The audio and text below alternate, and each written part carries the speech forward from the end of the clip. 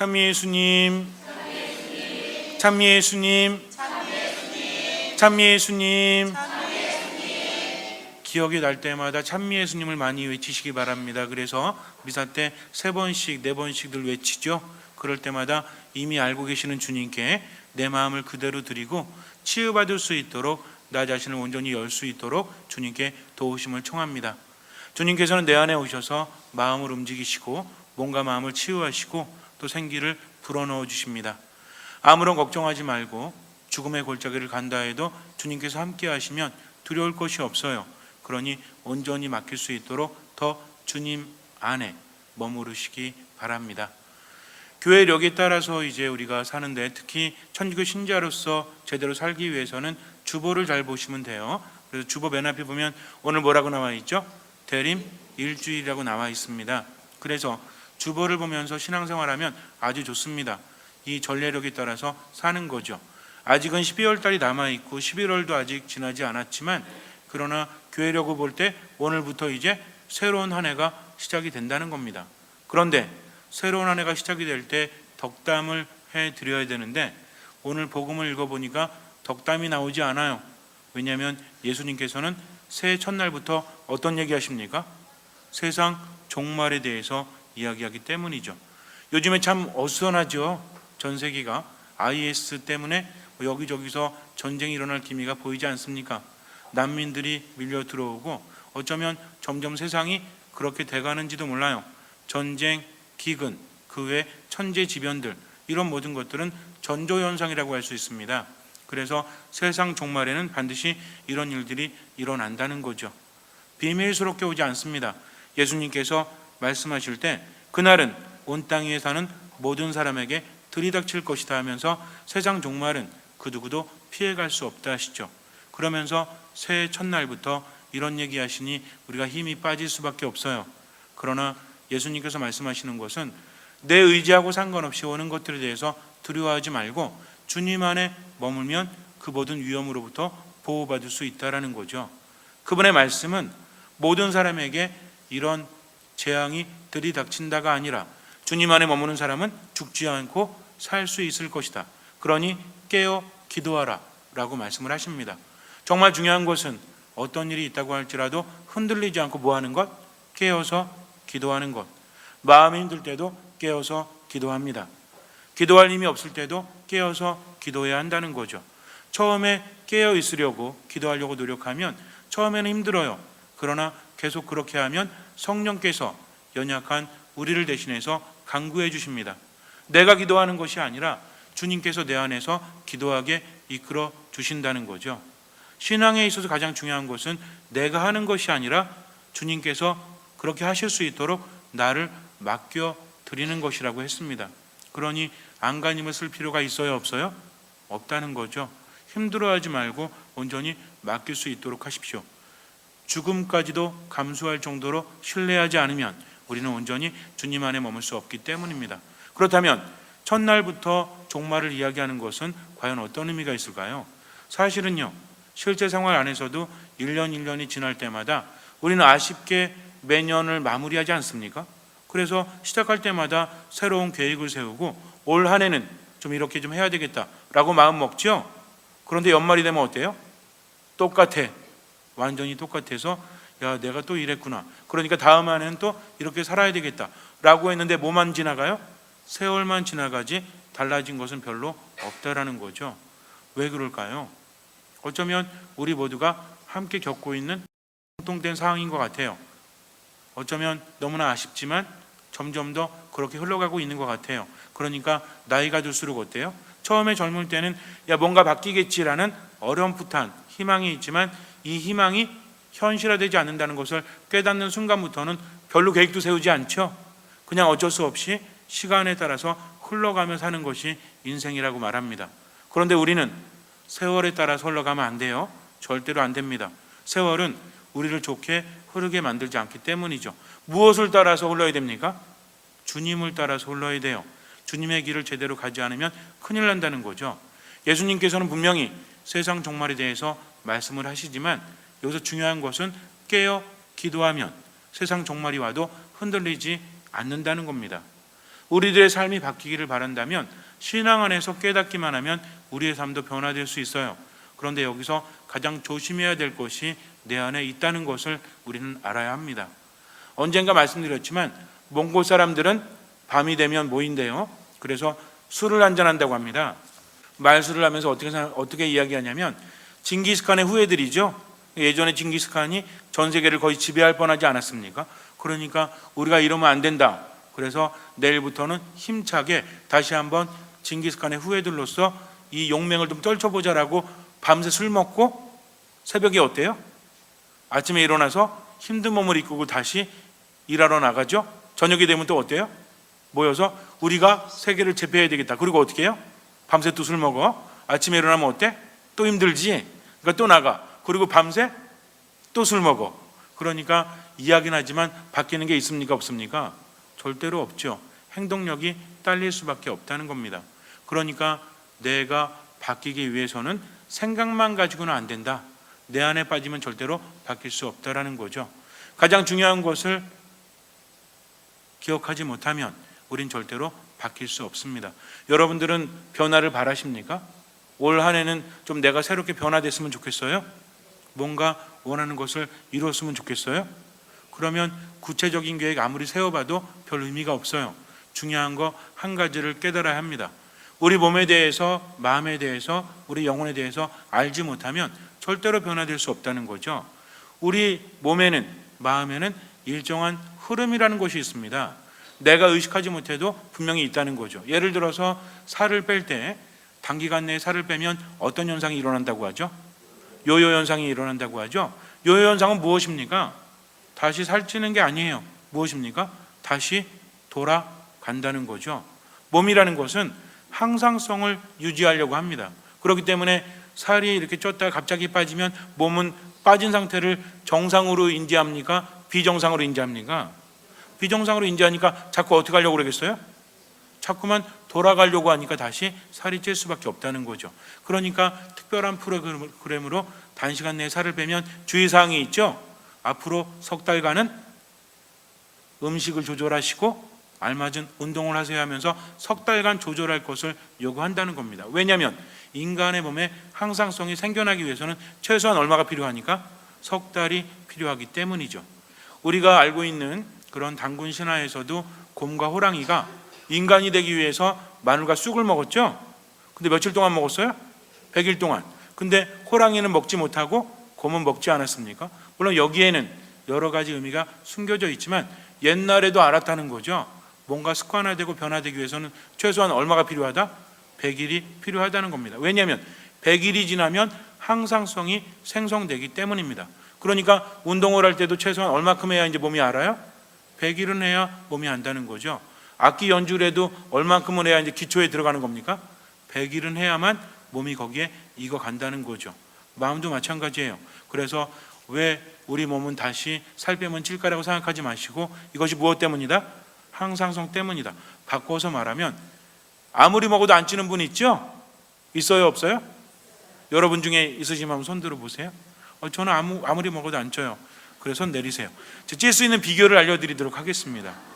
100일 동안 움직이지 말고 먹기만 해보세요. 그러면 처음에는 빠집니다. 그러다가 100일이 지나면 그때부터 이제 딱 넓은 거 모르고 찌기 시작해요. 왜냐하면 항상성이 깨지기 때문이죠. 우리 자매님들 그러죠. 제가 처녀 시절에는 살이 안 쪘는데 이제 결혼하고 나니까 막 살이 찝니다라고 말하죠. 안 봤으니까 모르겠지만 그러나 그 모든 것들은 삶의 패턴이 바뀌기 때문에 그래요. 절대로 먹어도 안 찌는 사람은 먹는 양보다 뭐가 더 많은 거예요? 움직이는 양이 굉장히 많기 때문입니다. 어떤 사람은 안 움직인데 잘 때 움직일지 모르겠지만 어쨌든 그 비율이 깨지기 시작하면 100일이 지나면 효과가 나온다는 거죠.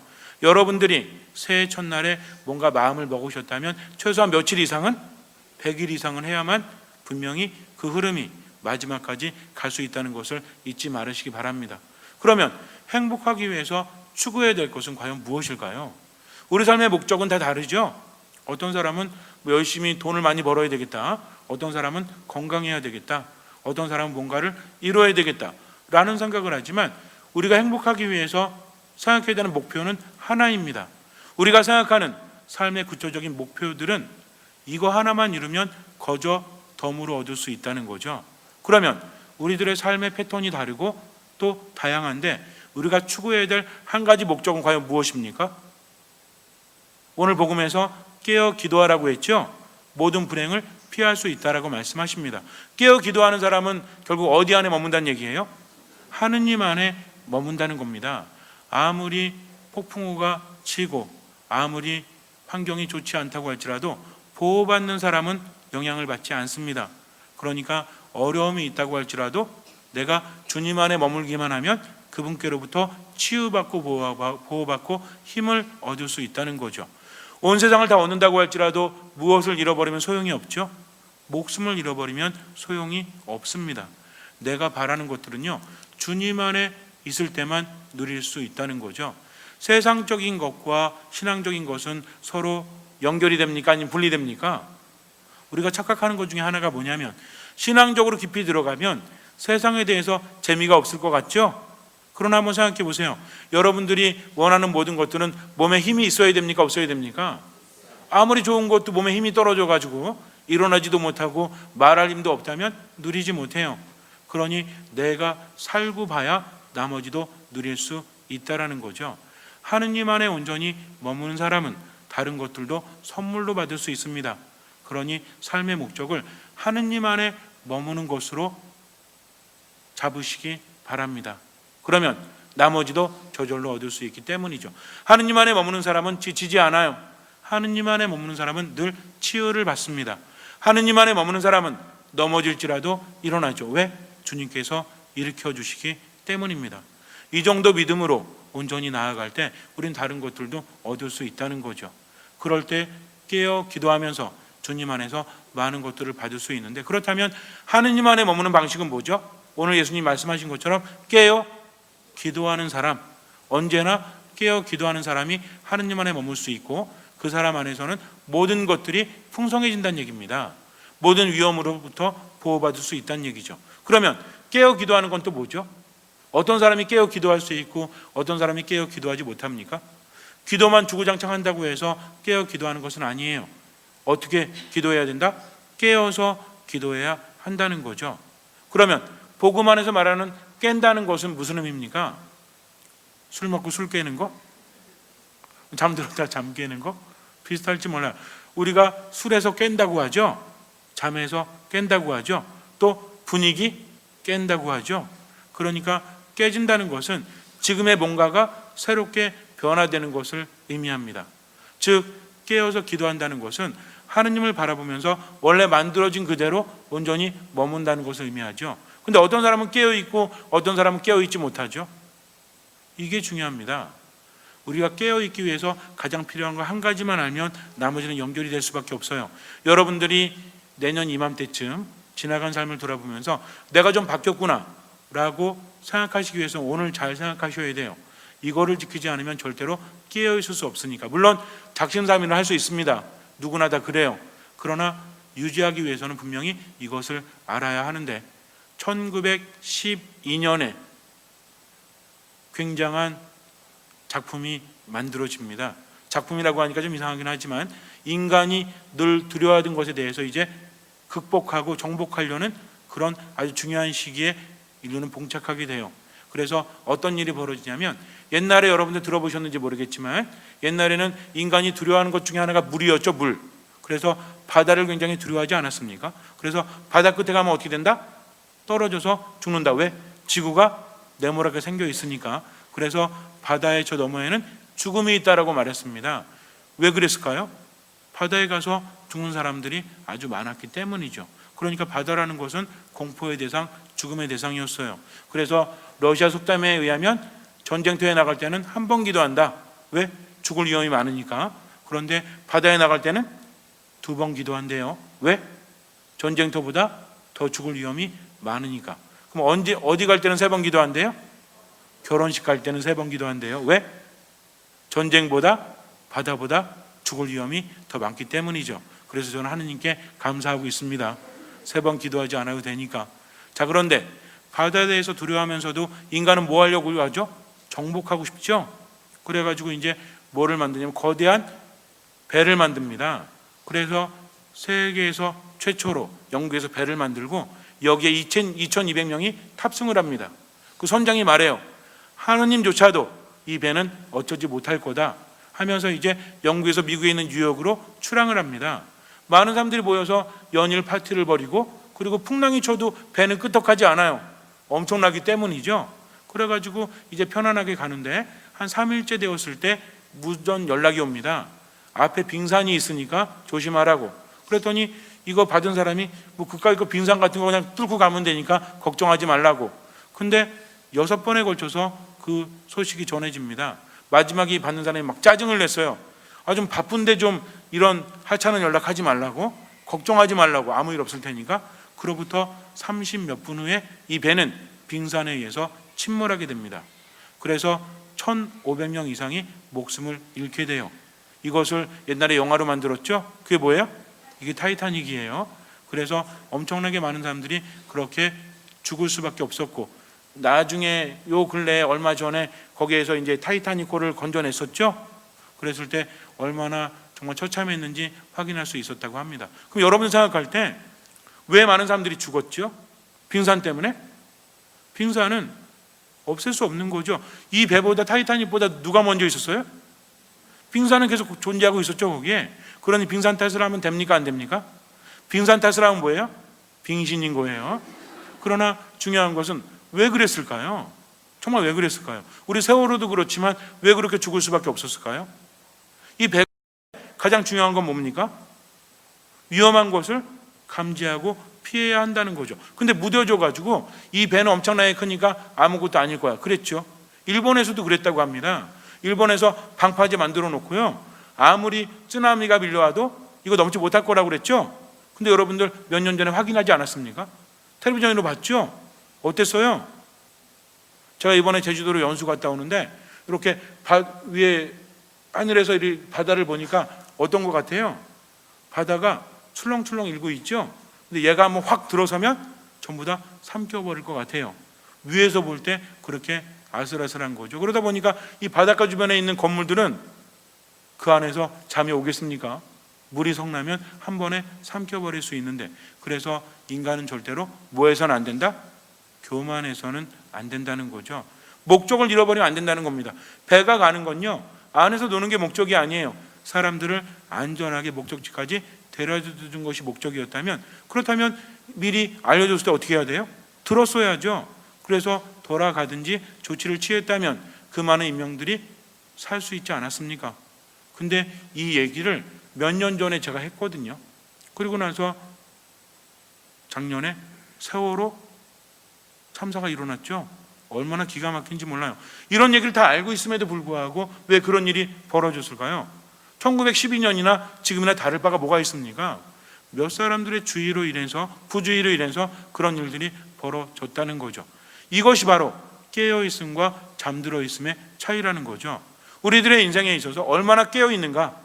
내가 처음에는 기분에 따라서 그래, 내가 열심히 뭐 해야 되겠다, 뭐 학생들 같으면 공부해야 되겠다, 또 뭐 어른들 같으면 이 목표를 위해서 열심히 해야 되겠다라고 마음은 먹는데 이게 다 기분이죠, 기분. 조금 지나면 완전히 무너져 버립니다. 내 상태에 따라서 완전히 바뀐다는 거죠. 그러니까 우린 절대로 교만하면 안 돼요. 교만한 사람은 끝까지 가지 못합니다. 그럼 반대인 사람은 뭐죠? 교만하지 않은 사람은 겸손한 사람이죠. 그럼 겸손한 사람은 어떤 사람이에요? 교만하지 않은 사람. 교만한 사람은 어떤 사람이에요? 겸손하지 않은 사람. 겸손한 사람은요? 장난하십니까? 그러면 진짜 겸손이 뭐냐 이거죠. 겸손하지 못한 사람은 교만한 사람이에요. 겸손에 대해서 말할 수 있으신 분, 저는요 이것도 못하고요, 저는요 저것도 못하고요, 이것도 못해요. 이거 뭐예요? 나가 뒤져야지. 이건 겸손한 게 아니에요. 이건 정말 멍청하고 빙신입니다. 겸손은 뭔지 아십니까? 나는 아무것도 아닙니다. 그저 최선을 다할 뿐입니다 라고 말합니다. 라틴어로 후밀리타스라고 그래요. 그런데 이것은 후무스에서 왔다고 말씀을 드렸습니다. 후무스가 뭐라고 그랬죠? 흙, 땅이라고 했습니다. 그러니까 자신을 낮춰서 어디까지 가는 게 겸손이에요? 땅바닥까지. 더 이상 들어갈 수 있어요, 없어요? 최고의 낮춤이 겸손이라는 거죠. 이것은 무엇입니까? 내 뜻과 주님의 뜻 중에서 어떤 뜻을 따르겠다? 주님의 뜻을 따르겠다라는 거죠. 그래서 겸손한 사람은 하느님께 뭐하죠? 순명합니다. 겸손하게 땅바닥에 엎드렸다는 것은 뭐만 지금 열고 있는 거예요? 보지는 못하고 뭐만 열고 있습니까? 귀만 열고 듣고 있다는 거죠. 그래서 겸손이라는 것은 우리가 오베디언스라고 하는데, 이게 오비랑 아우디레, 듣다라는 말, 어디를 향해서 듣다라는 라틴어에서 이 말이 왔습니다. 여러분들 비디오 아시죠? 비디오는 비데레, 보다라는 라틴어 동사에서 왔어요. 오디오는 아우디레라는 그런 동사에서 왔다는 거죠. 이 어원을 보니까 어디를 향해서 듣는다는 거죠. 이게 뭐예요? 순명하답니다. 순명하다. 그러면은 겸손한 사람은 귀를 통해서 들을 수밖에 없죠. 누구의 말씀을? 주님의 말씀을 듣습니다. 여기서 중요해요. 듣다 보니까 뭐가 생겨? 이거 대답 못하면 안 되죠. 듣다 보니까 뭐가 생겨? 그렇죠. 믿음은 어디서 오니까? 들음에서 오니까. 들음은 무엇으로 이루어졌죠? 그리스도의 말씀으로 이루어졌기 때문입니다. 이 모든 시작은 어디서 옵니까? 겸손에서 온다는 거죠. 겸손한 사람은 판단해요, 안 해요? 절대로 판단하지 않습니다. 나는 슬프다. 이 사람은 겸손한 거예요, 교만한 거예요? 이 사람은 교만한 사람이죠. 하느님께서 슬프게 만들지 않았기 때문입니다. 우리는요, 정말 감사하지 못해요. 제가 옛날에 그 어떤 병동에 갔을 때 거기에는요, 의식이 없습니다. 그래서 지나가다 보면 가족들이 한 번이라도 눈 떴으면 좋겠대요. 근데 이분들은 계속 눈 감고 있는 거죠. 나이가 20살, 10살, 30살, 여기는 노인만 있는 게 아니에요. 그러니까 한 번이라도 눈 떴으면 좋겠다는 거죠. 거기를 지나서 다른 병동 갔더니 10살 된 애가 무슨 링겔 이런 거를 엄청나게 차고 있습니다. 그러면서 얘는 소원이 뭔지 아세요? 이거 다 띄고 밖에 나가서 아이스크림 한번 먹는 게 소원이래요. 우리는요, 조금 힘들면 무지하게 힘들다라고 하지만 그 아이의 소원, 여러분들 미사 끝나고 아이스크림 먹을 수 있어요, 없어요? 먹으면 안 되시는 분 손 들어보세요. 걔는 먹고 싶은데 먹지 못합니다. 왜 감사하지 않습니까? 내 삶이 힘들다고요? 정말 힘들다고요? 가끔 텔레비전 보죠? 그러면 아프리카에서 삐쩍 말라가지고 애기 안고 있는 엄마 보이죠? 그거 보이시면 한 달에 3만 원 이렇게 도와달라고 하는 거 있잖아요. 그거 볼 때마다 어떤 생각이 드는지 아세요? 이 엄마의 마음은 어떨까? 엄마도 삐쩍 말랐죠? 애기도 삐쩍 말랐어요. 그렇게 삐쩍 마른 애를 안아본 적 있으십니까? 내 자식이 그런데 이 엄마의 소원은 뭐겠어요? 내가 못 먹어도 이 아이만큼은 좀 먹였으면 좋겠다. 우리는 감사하지 못해요. 그래도 감사하지 못합니다. 어떤 분은요, 성당 오는데 1시간 반 걸려요. 왜? 한쪽에 풍이 와서. 그래서 걸을 때도 한 발 걸어서 차도 없어요. 그러니까 미사 와가지고 미사하고 집에 가면은 몇 시야? 1시간 반 걸려요. 1시간 반. 그래갖고 제가 그걸 걸어봤습니다. 제 걸음으로 얼마 걸리는지 아세요? 15분 걸려요. 15분. 이분 얼마 오는 거예요?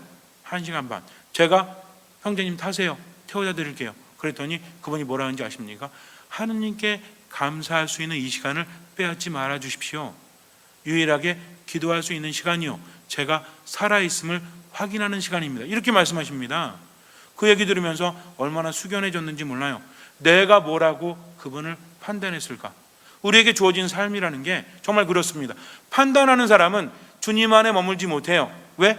겸손하지 않으니까, 순명하지 않으니까, 말씀을 듣지 않으니까 자기 감정대로 세상을 살아가죠. 그러니까 어떤 사람은 화를 내고, 어떤 사람은 슬퍼하고, 어떤 사람은 자포자기한다는 거죠. 예수님 뭐라고 하셨습니까? 아버지 이 잔을 제게서 거두어 주십시오. 그러나 제 뜻대로 마시고 아버지 뜻대로 하소서. 제자들에게 뭐라고 했습니까? 나를 따르는 사람들은 뭘 버리고? 자기 자신을 버리고. 이 자신 버리라는 게 뭐예요? 내 모든 판단을 버리고 감정을 버리고 그저 주님만 믿고 따라간다는 거죠. 기약이 없어요. 그러나 주님께서 하라고 하시니까 그렇게 합니다. 가만히 보면 그래요. 여러분들 뭘 바라십니까? 주님께 뭔가 내가 성공한 그 자체를 바라세요? 아니면 성공할 수 있는 힘을 바라세요? 성공할 수 있는 힘을 바라셔야 합니다. 왜? 이 과정 자체가 바로 삶이기 때문이죠. 그러기 위해서는 주님 안에서 깨어서 기도해야 되는데 어떤 사람만이 그럴 수 있다? 겸손한 사람만이 그럴 수 있다. 겸손하니까 뭐한다? 어딜 향해서 듣는다고 했죠? 누굴 향해서? 주님을 향해서 듣는다고 했습니다. 듣다 보니까 뭐가 생겨요? 믿음이 생기죠? 믿음이 생기니까 뭐가 일어나? 기적이 일어나죠. 왜? 주님께서는 무엇을 보시고 기적을 일으키십니까? 믿음을 보시고 기적을 일으키시기 때문에. 그래서 기적은 하느님께로부터 오지만 그 기적을 가능하게 하는 것은 무엇이다? 우리들의 믿음이라는 거죠. 그렇게 살다 보니까 눈도 우리의 입도 우리의 몸뚱아리도 뭘로 가득 찹니까? 사랑으로 가득 차게 되죠. 왜 그래요? 왜 그러냐면요, 제가 예전에 말씀드렸잖아요. 꿀단지에서는 무슨 냄새가 난다? 꿀 냄새가 나잖아요. 왜? 꿀을 담아놨으니까. 근데 쌍디귿 오이응단지에서는 뭐가 납니까? 쌍디귿 오이응 냄새가 나죠. 왜? 그걸 담아놨으니까. 그러면 내가 믿음으로 충만하고 하느님 안에 머무니까 무엇으로 가득해요? 하느님으로 가득하죠. 하느님의 향기가 나겠죠. 하느님의 향기는 뭡니까? 바로 사랑이라는 거죠. 왜? 사랑이 있는 곳에 하느님께서 계시기 때문입니다. 이 사람은요, 스스로 행복하기 때문에 다른 사람도 살릴 수 있어요. 그러니 하는 일이 어찌 안 될 수 있겠습니까? 두렵지 않습니다. 하루하루 생기가 넘쳐서 하루하루가 기쁘고 행복하다는 거죠. 어려움이 없어서가 아니에요. 누굴 느끼기 때문에? 함께 하시는 주님을 느끼기 때문에. 인간에겐 불가능하지만 하느님께는 불가능함이 없기 때문입니다. 그러니 두려워합니까? 두려워하지 않습니까? 절대로 두려워하지 않아요. 아주 당당하게 세상을 살아가니 얼마나 행복합니까? 한쪽을 못 쓰면 한쪽을 쓰면 되죠. 아침에 일어나서 뭐 합니까? 하느님 감사합니다. 석 달 이상 하면 이제 일어나자마자 뭐가 튀어나와요? 하느님 감사합니다 나오죠. 석 달 이상 하셨어요? 안 하셨어요? 꼭 했다고 세 분만 대답하는 것 같아요. 해보십시오. 그러면서 내 삶이 바뀝니다. 우리 젊은 분들 뭔가 인생이 바뀌길 바라죠. 근데요, 인생이 바뀐다는 거 쉽지 않아요. 내가 죽어야만 바뀔 수 있는데 굳이 죽을 필요가 없이 하느님 안에 머물면 된다는 거죠. 그래서 제가 여러분께 제시할 수 있는 것은, 인간은요, 체크하지 않으면 절대로 바뀌지 않습니다. 그래서 이 체크를 언제 하냐면 3일 주기로 체크하는 게 가장 좋다고 그래요. 근데 이게 쉬워요? 월요일 체크하면 언제 체크해야 돼? 월, 화, 수. 어떤 사람 목요일이라고 하고. 마음대로 하십시오. 월, 화, 수. 그 다음에 월, 수. 그 다음에 금. 그 다음에 왜 이러시나? 이게요, 무지하게 헷갈립니다.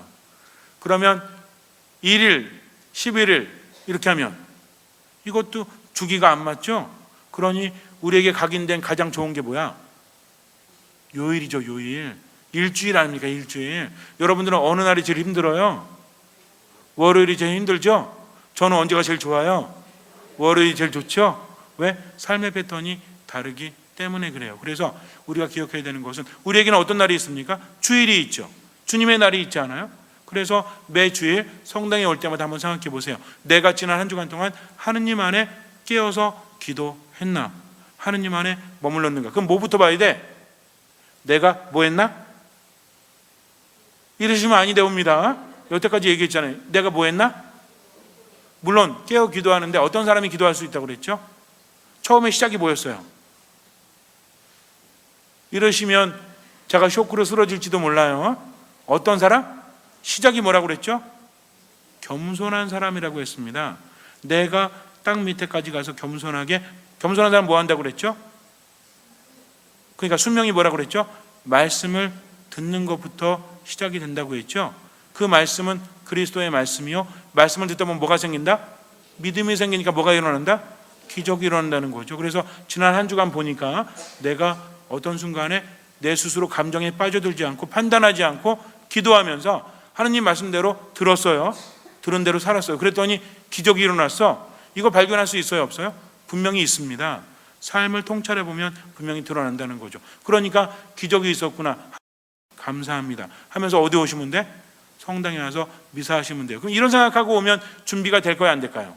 준비될 수밖에 없죠. 미사 전에 성체주배하면서 주님, 이 거룩한 미사를 통해서 저를 치유하십시오. 이 거룩한 미사를 통해서 하면서 기도하니까 미사 때 은총을 많이 받을 수밖에 없지. 근데 이거 점검하지 않으면요, 일주일, 2주일, 한 달, 2달 훅 갑니다. 그러니까 여러분들이 뭔가 바라는 게 있다면 우리들의 공동 목표인 주님 안에 머무르는 것을 위해서 언제 점검해라? 주일날 언제?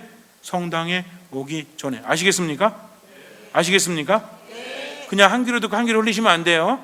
언제 점검한다? 그래서 주일날 성당에 오기 전에 겸손부터 시작해서 쭉 개념을 한번 돌려보세요. 그리고 내가 하지 못한 것이 무엇이 있다면 하느님 앞에 고해성사하고 또 미사에 참여하십시오. 이렇게 하게 되면 내가 살아가는 것이 아니라 누가 살아가십니까? 그리스도께서 내 안에 살아가시니까 삶이 바뀌어요, 안 바뀌어요? 바뀌죠. 풍성해지죠. 내가 원하는 것들은 뭐든지 얻을 수 있습니다. 왜? 먼저 하느님의 나라와 의를 구하면 나머지도 주님께서 풍성히 채워주실 것이기 때문입니다. 그래서 예수님께서는 늘 뭐라고 하셨어요? 들을 귀가 있는 사람은 들으라고 말씀하셨습니다. 이제 여러분들은 들으셨으니 뭐 하면 돼요? 실천하시면 돼요. 그래서 성당에 올 때 다시 한번 생각한다. 뭐부터? 겸손했나 안 했나? 겸손하면 주님의 말씀을 들었나 듣지 않았나? 그러면서 내 삶에 믿음이 생겼고 기적이 일어났나 일어나지 않았나? 마지막으로 뭘 놓고 맺어야 돼요? 하느님 감사합니다. 입에 붙이고 사세요. 힘들어도 하느님 감사합니다. 슬퍼도 하느님 감사합니다. 감사하는 곳에 하느님께서 함께 하시고 하느님께서 계신 곳에 기적이 일어나기 때문입니다. 대충 1년 살다가 내년 이맘때 왜 그랬지 하지 마시고요. 깨어서 주님 안에서 일주일 단위로 점검하면서 살아가십시오. 그러면 내 삶에 분명히 기적이 일어날 수밖에 없어요. 잠시 눈을 감으세요. 하느님 안에 온전히 머무십시오. 깨어 기도하십시오. 진정으로 겸손하십시오. 감정대로 살지 말고 하느님께 귀를 기울이고 그분의 말씀을 따라서 살아가십시오. 불가능해도 실천하세요. 주님의 도우심을 청하십시오. 주님께서는 그 믿음을 보시고 우리 삶에 놀라운 기적을 일으켜 주실 것입니다.